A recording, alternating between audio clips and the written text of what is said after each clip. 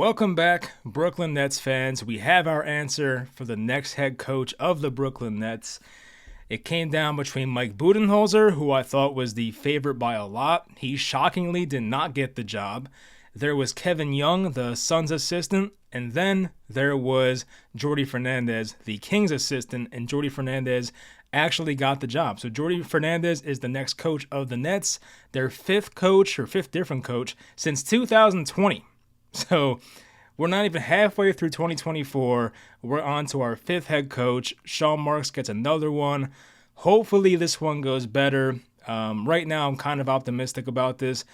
I don't know too much about the guy. He's a first-time head coach. He's had some experience, obviously, coaching FIBA last year and being an assistant coach under some good head coaches like Mike Brown and Michael Malone. So there is some optimism here. We've seen clips of his speeches and motivating players.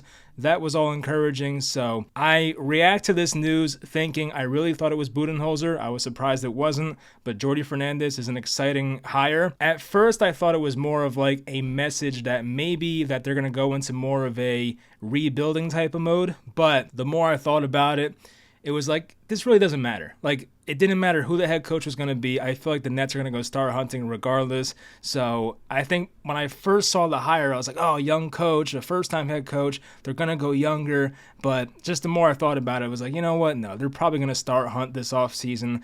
It is what it is. So I'm hoping this one works out. There are some Kenny Atkinson vibes. I've heard other people say that before as well. I feel like they had a similar upbringing throughout the NBA. So if he's anything like Kenny, obviously Kenny, I would consider him a pretty successful Nets head coach.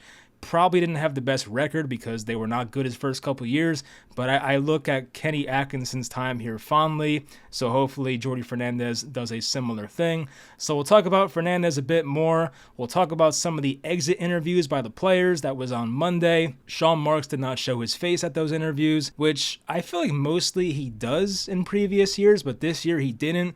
Maybe he was busy with the head coaching hire, obviously, so maybe that was it. So I'll give him a pass there. But anyway, we'll talk about the exit interviews, some interesting quotes from certain players. Blake Griffin retired. We'll reflect on his Nets career. It was a year and a half long, but it had some good moments, so we'll talk about that.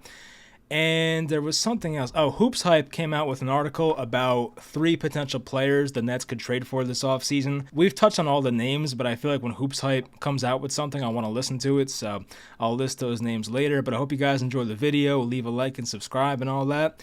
And let's get into it. So Jordi Fernandez, once again, 41 years old.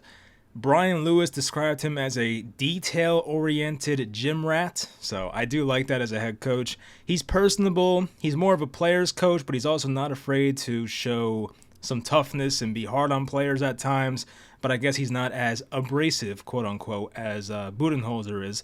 So it is a good mixture, and once again, I do get some Kenny Atkinson vibes. He was the defensive coordinator, quote-unquote, for the Kings. And when he got there, they were the 27th ranked defense in defensive rating the year before he got there. His first year there, they ranked 24th, so they jumped up a few spots. But this past season, or this season currently, the Kings ranked 14th in defensive rating. So for a team like that has not been a good defensive team for a long time, it does say a lot about the job that Jordi Fernandez did for that defense. Apparently, Joe Tsai interviewed Fernandez in the first weekend in April, which was when the Kings came to Brooklyn. I don't know why they played so late in the season, but it worked out. So the Kings came to Brooklyn sometime early April. I think the Nets got blown out that game. The Kings were here to play Brooklyn and the Knicks. So when he was in town, they had an interview, and I guess Fernandez did a good job. It sparked some interest, and here he is a couple weeks later getting the actual job. So in the annual GM survey that the NBA does, Fernandez was voted as who is the best assistant coach in the NBA. Jordi Fernandez got 31% of the vote. The guy in second place, who's Terry Stotts, who ironically didn't even coach this year, he was at 10%. So Jordi Fernandez was 21% higher than the next guy on this list. So it just shows you how well respected he is amongst the around the league. He's definitely a well respected guy. He has definitely gone through every rank. I feel like he's earned this job. It wasn't like Steve Nash where he was kind of handed the job out of nowhere. Fernandez really built his way up through the ranks, and he definitely deserved this, so it's good to see that. He coached Canada in FIBA last year. They got a bronze medal, so that was good to see. He worked under head coaches Mike Brown and Michael Malone. Of course, Malone with the Nuggets, Mike Brown with the Kings. And he coached in the G League for a couple years as well, so he has some experience being a head coach. So once again, Budenholzer apparently had too many demands, and that wasn't going to work out, so they passed on him, which did surprise me. Once again, when I saw his name, I was like 95% sure Budenholzer was going to be the hire, and maybe it would have been, but maybe they couldn't agree on certain things. Maybe Budenholzer wanted some more control. Brings us back to the whole Jason Kidd situation when he wanted more control with the roster. That ended after one season. And Kevin Young, the other guy who was in the running, the Suns assistant, he took the BYU head coaching job today. So, of course, he's out of the running. So, Jordi Fernandez is the next guy, and he's a first-time head coach, so I can't sit here and say whether it's a good hire or not. We'll have to wait and see. But I am pretty optimistic about it. We do have to see how this plays out, but I once again, I was so sold it was going to be Budenholzer. I really thought that Sean Marks was going to pick a guy who just gave him some stability, and Budenholzer, I've seen this described many times about him. He's a floor raiser. He's not going to bring you to a championship in all likelihood. I mean, if Kevin Durant had a smaller shoe size, he probably would have been fired a few years ago from Milwaukee. But in terms of which coach had the highest ceiling and the most upside, because we haven't seen him coach his own team yet, I would say it's Jordi Fernandez. So I do like the aspect of this is the highest ceiling. There's some unknown here. That's pretty exciting. If it was Budenholzer, we would know what we're getting into. Budenholzer has some bad moments on his resume. Of course, they lost to Miami last year, who was the 8 seed when the Bucks were the 1 seed. So that happened. There was another series he blew to a couple years ago. I think it was, I forget who it was now, damn it. But anyway, so Budenholzer definitely had his not so good moments. And Kevin Young, didn't know too much about him. There were a lot of mixed reviews about him when I looked into it. Some people really liked him. Some people really didn't like him. So it seemed like Fernandez was the guy. I'm happy the Nets did this. And once again, hopefully this kind of works out like it did with Kenny Atkinson early. And hopefully he sticks around for a much longer time. So I do want to talk about the Nets exit interviews. They do this every year. I don't know if every team does it or just the Nets. I'm sure every team does this, but the season's over, unfortunately, or fortunately, depending on how you look at it. But the Nets finished at 32-50. It was a tough year, of course. I don't want to reflect on the entire year, but a roller coaster for sure. When they were 13-10, I was feeling great. I felt like this team could be a 6 or a 7 seed, but they fell quickly. Jock Vaughn got fired after losing by 50 points to the Celtics right before the break or right after the break. I forget when this was now. But, yeah, that had to end, and it did. Kevin Ollie came in. He made some changes. They used Cam Thomas way more. I liked what Schroeder did for this team in the second half of the year when he was here. Noah Clowney played more. That was good to see. So there was some differences, but Mikal Bridges, he stayed the same. Cam Johnson was often injured. He was the same. Ben Simmons was injured as well. So, this team couldn't see its full ceiling. That's the sad part. For Ben Simmons, he takes up so much of the salary cap. He makes like $40 million. The guy played like 10 games this year. So, obviously, with a player at his level, when he's right, he's very good, obviously. I feel like that version of Ben Simmons is no longer existing, like that's in the past. So I feel bad for the guy, but he made a ton of money, and maybe he'll come back next year. I don't know. It seems like based on reports that the Nets are going to stick it out with him for one more year. Of course, Ben has one more year left on his contract, so maybe it makes the most sense to keep him and just keep him on the bench or play him a few minutes a game. And in the summer of 2025, that'll clear like $40 million off your books. So that's a great way to, get yourself a big salary cap savings, I guess you can say. So anyway, Nick Claxton, I think, had the most interesting comment in this exit interview. So he was asked if he was confident he'll re-sign with the Nets. Claxton said, "We'll see. At the end of the day, business is business. I'll have to weigh my options. I'm an unrestricted free agent, so it'll be my decision. I'll have to talk with my family, my agents, see if that's the best fit." So, not too committal to staying in Brooklyn long term.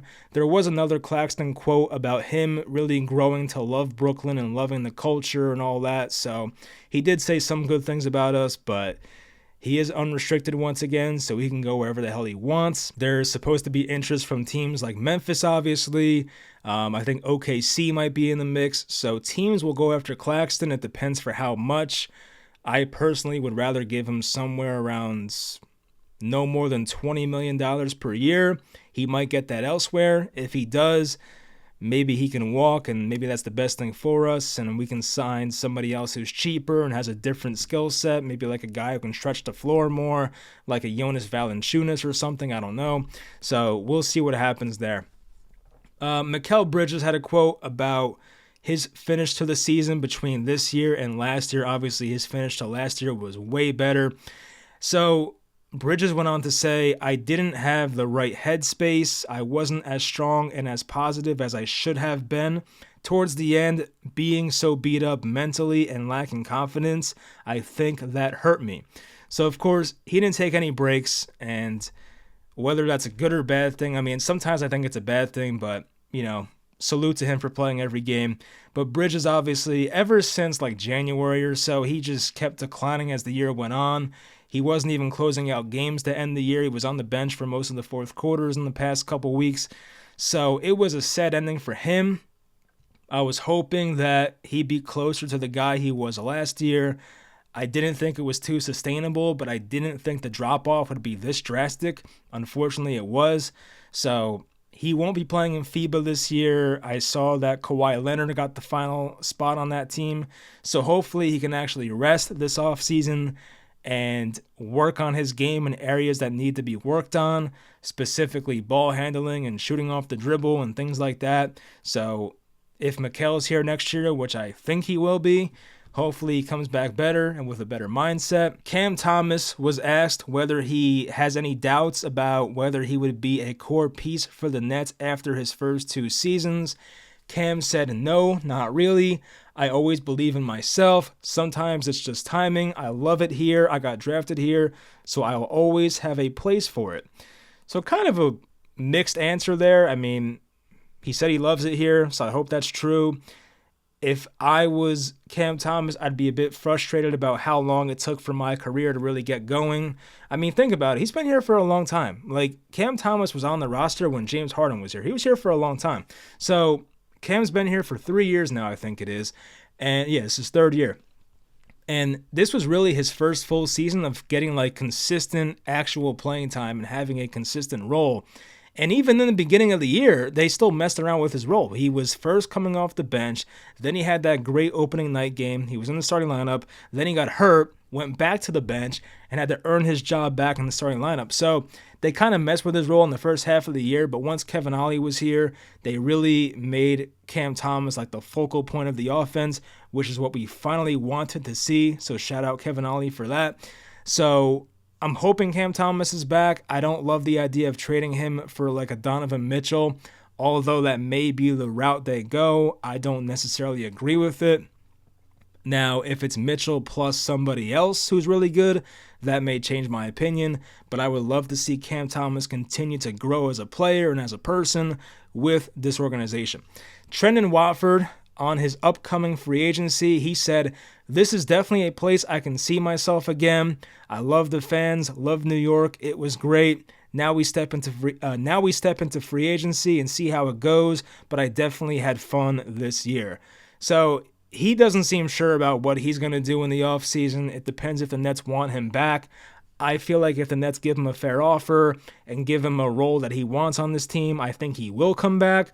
I would like to bring him back. I think he's 23. He's 6'7", 6'8", can handle the ball pretty well, plays pretty good defense, can rebound well. So I think Watford's a guy you want to keep on this team, and we'll see. He knocks down some threes here and there, so he's a good player. He's still young, and I do want to keep him around, so hopefully they do that. Lonnie Walker was asked what he's looking for in free agency, and Lonnie had this quote earlier this year, but he went on to say, "I'm just looking for a home," which is what he said earlier. "Just looking for a team that finds me valuable. I want to be an important piece for a team that can consistently play. We'll see how things go." So maybe with a different head coach, there will be a different vision for Lonnie Walker. Now, I do think that Sean Marks has something to do with the playing time around here. I do think he kind of micromanages things. I kind of get that vibe with him. Maybe I'm off. But with Sean Marks still here and him being in control, maybe Lonnie Walker does want to go elsewhere, which I wouldn't blame him for. If they can bring him back, I wouldn't mind it. He's still 25, 26. He's a guy who can come off the bench and score 15, 20 points in any night. So I did like that about his game. I do think there were some defensive lapses at times, and he might have taken some bad shots here and there, but he had his good moments. And I think for a league minimum player, he was a good player for us this year. He got hurt a couple times, so that was bad as well. But overall, I would try to keep him, but we'll see what he wants to do. Blake Griffin retired from the NBA today. Kind of a weird time to do it, but he did not play at all this year. He was on the Celtics last year. Tried one more time to ring chase. They couldn't get to the finals. They were one game away. So for Blake, I mean, yeah, he won't be remembered as a net. He definitely had some moments. It was funny because when when Blake Griffin signed here from the Pistons, he hadn't dunked in like a long time. I feel like it was a couple years or something. And I think it was his first game in Brooklyn, he dunked. And it was like, oh my God, Blake Griffin can still dunk. So it was funny how that worked. But he went to be like a guy in Detroit who was like the main guy in that offense, to being a guy playing next to KD, Kyrie, and James Harden. And he was a great number 4 on that team, or even number 5. Joe Harris had his moments as well. But Blake Griffin, he came here and exceeded all expectations. If the Nets went on to win that Bucks series, I think that Blake Griffin would have been remembered way more fondly as a Brooklyn Net. Unfortunately, they lost in round 2 that year. But with Harden hobbled and Kyrie out, Blake Griffin was arguably the second best player on the Nets by game 5, or game 4 when Kyrie got hurt. So, he was a big piece of that team. Unfortunately, it didn't go too far, but Blake Griffin, he came back for the next year, and unfortunately, he really declined that year. I don't know what happened. His jump shot was not falling. His shot was flat. So that kind of started his downfall. He was losing playing time to LaMarcus Aldridge, and Nick Claxton was getting older, so he played more. It's just his second year here was not that great. He didn't play much in the playoffs, which annoyed me. He would have been a big difference maker in the Celtics series. I was at game 3 that year, the year they got swept, and he came in the game like late in the third quarter. He knocked down back-to-back threes, and the crowd was going crazy. So a real error by Steve Nash to not play Blake Griffin in that series for the first 2 games. Or even 2.5 games, I should say. But yeah, Blake Griffin, he was a good net for the most part. That dunk on Giannis in game 2 was awesome. I saw Eric Slater had a tweet about that dunk, and I think he said something like, it felt like the Nets were destined to win the championship at this moment. And it's true. I mean, when Blake dunked over Giannis, they were up 1-0 in the series. They were up by like 22 points in the second quarter after that dunk. It felt like the Nets were going to go the distance that year. So that was like the peak of that season, the best season I've seen as a Nets fan in my lifetime. So there are some fond memories with Blake Griffin. I just wish that he came here when he was younger, and wish he didn't fall off as quickly as he did. There was that funny moment. Well, not funny. I guess looking back on it, it's fine because they made it out okay. But there was that moment against I think it was against the Heat in the 2021/22 season. It was like the first few games of the year where Blake Griffin and Joe Harris just ran into each other. I've never seen something like that before. And Joe Harris and Blake were just laying on the ground during the middle of an offensive possession. So only the Nets. It was kind of funny though. But yeah. So Blake, a good net. I would say a really good career. Lived up to the first overall pick, I would say, for the most part. And hope he enjoys retirement. Last thing I wanted to mention was the Hoops Hype article, which I can't find now for some reason. It's pissing me off. But I did see the article before, and it was potential trade targets for the Nets in this offseason. I'm going to look up the specific names and see if that helps my search or not. But anyway, the Nets are rumored, obviously, to get a star or 2 in this offseason. I think it's going to be 1 because they want to stay under the repeater tax this offseason. So I do think it'll be 1 star this offseason. If it were up to me, I would just rather wait. Because here's the thing. If Donovan Mitchell wants to be a Net so badly, just wait until he's a free agent. Like, we just have to wait one more summer. Like, I would just wait. Like, don't make the same mistake the Knicks did when Carmelo Anthony was going to be a free agent, but the Knicks instead traded half their team for him and lost a bunch of assets when they could have just waited a few months and signed him in free agency and lost nothing. So I don't want to make that mistake. I'd rather wait for Mitchell to be a free agent in 2025. But if you can get him for cheap, because the Cavaliers, after they inevitably lose in the first 2 rounds, most likely, they may have no other choice but to trade Mitchell for 50 cents on the dollar, because he's going to have one more year left. You don't want to take it to the trade deadline because there's just no point in doing that. It's going to get too risky by that point. So I think if the Cavs have an early exit this playoffs, which it seems like they will, that team has been struggling in the past month or so. If he leaves this summer, I mean, if the Nets can get him for a cheap price, I would do it. But if they're asking for like 3 first-round picks or more, like, I'm not doing that. I'm waiting until the summer of 25. If he wants to be here so badly, he will. He'll sign here, and all will be good. But anyway, the other names in this article, one was Donovan Mitchell, obviously. The other were 2 Atlanta Hawks players, and I'm sure you guys know where I'm going with this one. One's DeJounte Murray, who was a guy who was rumored to be traded this past trade deadline. It did not happen. The Hawks wanted 2 first-round picks and a player. The Nets ultimately could have traded Dinwiddie and 2 first-round picks, and they could have had DeJounte, but they did not do that. They may have felt the price was a bit too high, which I get. And the other's Trey Young. Now, Trey Young's interesting. He's had some injuries in his career. He's missed a lot of time this year with that finger or thumb injury, whatever the hell it was. But he's still 25 years old. He made it to the Eastern Conference Finals that one year, the year that Ben Simmons couldn't shoot that layup against the Hawks in Game 7. So I feel like I like Trey Young more than most people. And if you surround Trey Young with like bigs that can shoot, I feel like you can do fine. Obviously, his defense is not the best. I don't think he's horrific, but he's not the best defensively. So if you put Trey Young with a team that has like Claxton and Clowney on the interior, that's going to help out a lot. So put the right players around him and it probably could work, but Trey Young on his own with this team would not go too far. I feel like maybe if Trey Young was a Net, maybe we'd be the 10 seed right now and the Hawks would be the 11th seed. Like, I don't think too much would change there. So this team does need a point guard, though. Trey Young gives them that. He would have a really good pick-and-roll chemistry with Nick Claxton. So there would be some really good things about it. So maybe that's a route the Nets go in this offseason. We'll see what happens. But the asking price for Trey Young might be really high.